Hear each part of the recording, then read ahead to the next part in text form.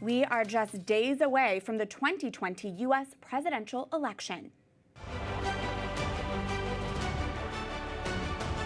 With Amy Coney Barrett sworn into the Supreme Court this week and the U.S. presidential election pending, the abortion issue is at the forefront of national conversation right now. A new EWTN News Real Clear Opinion Research poll found Catholic voters are less likely to support candidates who support taxpayer funding of abortion or who support abortion at any time during a pregnancy. In order to better guide Catholic voters, U.S. Catholic bishops last November approved a letter supplementing their voting document. The word preeminent is now included ahead of abortion to accurately reflect the Church's teaching in prioritizing innocent life. Joining us now to discuss the Church's teaching on life is Archbishop Joseph Naumann, the chairman of the U.S. Bishops' Pro-Life Committee. Your Excellency, welcome back. Can you clarify Church teaching on human life and dignity and how the threat of abortion is prioritized? Thanks, Catherine. It's a privilege and a joy to be with you, with your viewers and listeners. We, as the bishops of the United States, as you mentioned, identified abortion and euthanasia, but primarily abortion as the preeminent issue. And by preeminent, we're saying it's the most important issue. And we explain why that is. First of all, because abortion attacks life when it's most vulnerable, when it's least able to defend itself. Secondly, that it happens within the family. And it not only destroys the life of the child, but it scars the mother and father. And then the sheer numbers of abortion that in the last year that we have data for, over 800,000 American children were killed that year. And each of those children had a mother and a father that were scarred. So for these reasons, we see it as an issue unlike any other.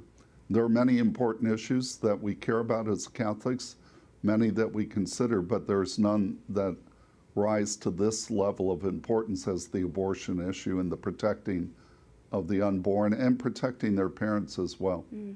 You met with Pope Francis in January of this year and told him that U.S. bishops have been criticized by some for identifying the protection of the unborn as the preeminent priority. How did the Holy Father respond? Well, he first said, why? Why? And I said, well, I think they objected to the word preeminent. And he said, well, of course it's preeminent. Without life, no other rights matter. And so he acknowledged the accuracy of what the American bishops had done and was supportive of our use of that term. Your Excellency, we are seeing a number of Catholic politicians at all levels invoke their faith on the campaign trail, but advance a pro-abortion agenda. How should the Church handle this situation? Well, I think as you describe it, that's particularly problematic for a couple of reasons. First of all, as bishops, we have to be concerned about the politicians and their own, the state of their own souls. So we have to have conversations with them. We have to make sure they understand the issue and the seriousness, the moral gravity of what they're supporting. But when they identify themselves as Catholics and then go on to say they support legalized abortion, that creates another problem because now they're creating scandal. They're misleading others to believe that, well, I'm a good Catholic and I'm doing this, so you can support abortion as well. And so we also have an obligation to protect our people from scandal. So we have to have these conversations. In some cases, I've had instances in the state of Kansas where I've had to ask Catholic politicians not to present themselves for communion because it was a matter of scandal for our people. Your Excellency, 2020 has been a highly contentious year, from how to protect lives during the coronavirus pandemic to a national discussion on race and racism and seeing the dignity of every human life. How do we weigh these important issues of human dignity? Yeah, so I think racism is another issue that involves intrinsic evil, where we like the abortion issue in that sense. And really, I think in the pro-life movement, we want to get to the place where I think our culture and society is in terms of racism.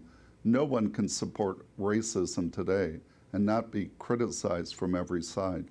And that's what we want to achieve with the abortion issue as well, this consensus that it's not one party's issue, but it's a consensus of all Americans that we can never allow the destruction of innocent life, just as we can never allow for people to be discriminated against because of their race or ethnicity. Absolutely. We are just days away now from Election Day, and it is every Catholic voter's responsibility to inform and form their conscience on the issue of life ahead of Election Day. Your Excellency, what resources would you suggest for this? Yes, you can go to respectlife.org there's an article there on priorities for voting that I authored to help Catholics with this. And you know, I think there are many issues that we care about, but we can disagree. Catholics can disagree on how we go about some of these issues, like what's the best policy to help the poor, what are the best policies to welcome immigrants, even like the COVID-19 virus. We can disagree on what's the best approach there. But on the abortion issue, we can't really disagree. There's never a moral justification for the taking of an innocent human life. And so I think we need to be focused on that and to evaluate candidates on that primary issue, that preeminent issue, and then look at what their policies are on other issues as well. Finally, Your Excellency, as we near Election Day, we are hitting peak political tension. As a pastor and shepherd, can you share a word with our viewers about how to stay holy during this divisive time? Well, I think the most important way is that we stay close to the Lord. And we realize this election's going to be over with, and elections are important, but they're not what we stake our hope in. Our hope is, and our trust is, that the Lord is with us, no matter what these election results may have, no matter how good or how bad we might think they are. We should never lose sight that the Lord is with us, and He's not going to abandon us, and He will help us no matter what the results of this election. And we need to remain faithful, not just in our voting, but there are other ways that we can defend life today as well. And the Bishops' Conference has started this initiative, Walking with Moms in Need. So how can we create more resources so no woman thinks that her best choice is abortion? So however the election turns out, we have to keep our pro-life efforts going. Absolutely. Archbishop Joseph Naumann, Chair of the U.S. Bishops' Pro-Life Committee, thank you for your leadership and for your time. Thanks, Catherine. Thanks for the important work that you do.